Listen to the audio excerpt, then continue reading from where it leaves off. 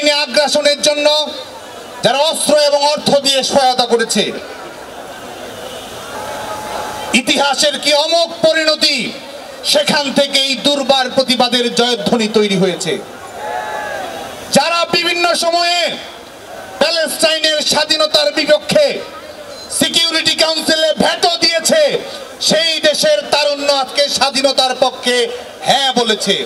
জাতিসংঘে সেসব দেশের সরকার যতবার নো নো বলেছে, মার্কিন যুক্তরাষ্ট্রের প্রত্যেকটি বিশ্ববিদ্যালয়ের শিক্ষার্থীরা প্যালেস্টাইনের স্বাধীনতার পক্ষে তার চেয়ে অনেক গুণ সরে ইয়েস ইয়েস বলেছে প্যালেস্টাইনের স্বাধীনতার পক্ষে। আজকে বাংলাদেশের ছাত্র সমাজের পক্ষ থেকে পৃথিবীর বিভিন্ন দেশে প্যালেস্টাইনের স্বাধীনতা আন্দোলনের পক্ষে যারা কথা বলেছে, আগ্রাসনের বিরুদ্ধে যারা লড়াই করেছে, পুলিশি হামলার শিকার হয়েও যারা প্যালেস্টাইনের স্বাধীনতা আন্দোলনের পক্ষে তাদের কণ্ঠ উচ্চারণ করেছে, তাদের প্রতি বাংলাদেশের ছাত্র সমাজের পক্ষ থেকে আমরা সংহতি জানাই, অভিনন্দন জানাই। প্রিয় বন্ধুগণ, আপনারা জানেন যে 2023 সালের অক্টোবরের সময় থেকে গাজায় নতুন করে কিরকম ভাবে মানবতা বিরোধী আক্রমণ পরিচালনা করা হয়। দশকের পর দশক গাজাকে যুদ্ধনগরীতে পরিণত করে এই গাজা উপত্যকা থেকে শুরু করে পুরো ফিলিস্তিনকে আজকে মৃত্যু উপত্যকায় পরিণত করা হয়েছে। সেই আন্দোলনের ধারাবাহিকতায়, ইন্তিফাদা আন্দোলনের ধারাবাহিকতায় মার্কিন যুক্তরাষ্ট্রের শিক্ষার্থীরা গত 17 এপ্রিল থেকে কলম্বিয়া বিশ্ববিদ্যালয়ে, যেই কলম্বিয়া বিশ্ববিদ্যালয় ভিয়েতনামের যুদ্ধবিরোধী আন্দোলনের সূচনা করেছিল, সেই বিশ্ববিদ্যালয়ের শিক্ষার্থীরা প্যালেস্টাইনের স্বাধীনতা। বিকাশে কম খরচে ক্যাশ আউটের লিমিট বেড়ে 50,000, প্রিয় এজেন্টও 2টা। প্যালেস্টাইনে যারা আগ্রাসন চালায় তাদের প্রতি সমর্থন দান এবং মদত দান বন্ধ। যেসব প্রতিষ্ঠানে মার্কিন যুক্তরাষ্ট্রের বিভিন্ন বিশ্ববিদ্যালয়গুলো তহবিল রক্ষা করার মাধ্যমে অর্থনৈতিকভাবে লাভবান হয়, কিংবা যেসব প্রতিষ্ঠান সেখানে অর্থায়নের মাধ্যমে সুযোগ সুবিধা লাভ করে, যেসব প্রতিষ্ঠানের অর্থায়ন থেকে আগ্রাসনকারী অপশক্তি তাদের আগ্রাসনের অর্থনৈতিক ভিত্তি তৈরি করে, সেসব প্রতিষ্ঠান থেকে ডোনেশন বন্ধ করার দাবিতে আজকে মার্কিন যুক্তরাষ্ট্রের বিভিন্ন বিশ্ববিদ্যালয়ের শিক্ষার্থীরা আন্দোলনরত রয়েছে।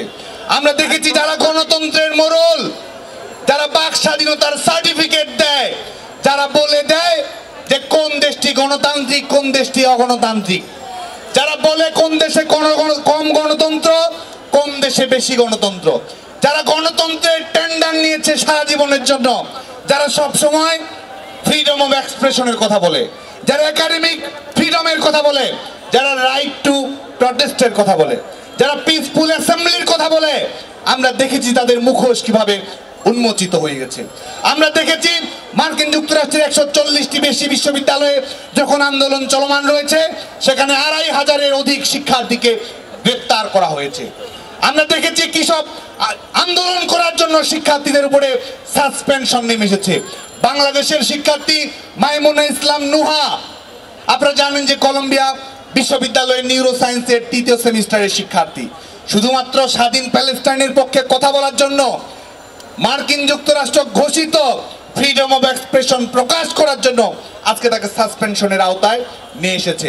সাউদার্ন ইলিনয়েস ইউনিভার্সিটির শিক্ষক স্টিভ তামারি তার শিক্ষার্থীদের বাঁচানোর জন্য, পুলিশের হাত থেকে বাঁচানোর জন্য সামনে গিয়েছেন, পাঁজরের হাড় তার ভেঙে দেওয়া হয়েছে। আমরা ধিক্কার জানাই পৃথিবীর যে কোনো বিশ্ববিদ্যালয়ের শিক্ষার্থীদের উপর যারা নির্মম নির্যাতন নিষ্পেষণ পরিচালনা করে, তাদের প্রতি আমরা ধিক্কার জানাই।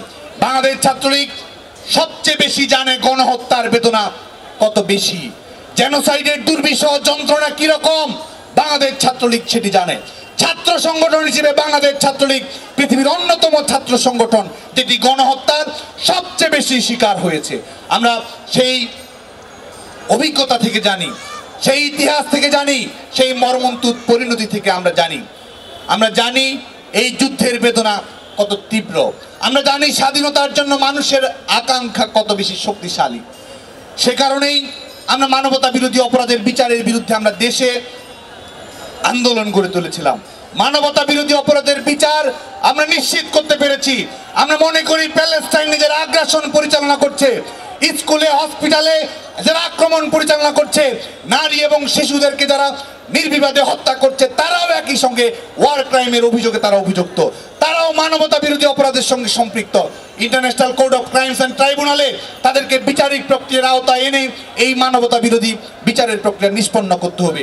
গাজায় আমরা অবিলম্বে সিজফায়ার চাই, অবিলম্বে যুদ্ধবিরতি চাই এবং জাতিসংঘ এবং আমাদের নিরাপত্তা পরিষদের জরুরি প্রস্তাবের ভিত্তিতে আগ্রাসনবাদী শক্তি প্যালেস্টাইনের মানচিত্র যতটুকু দখল করেছে, সেই দখলদার শক্তির কাছ থেকে আমরা প্যালেস্টাইনের নিরাপত্তা চাই, নিশ্চয়তা চাই, স্বাধীনতা চাই।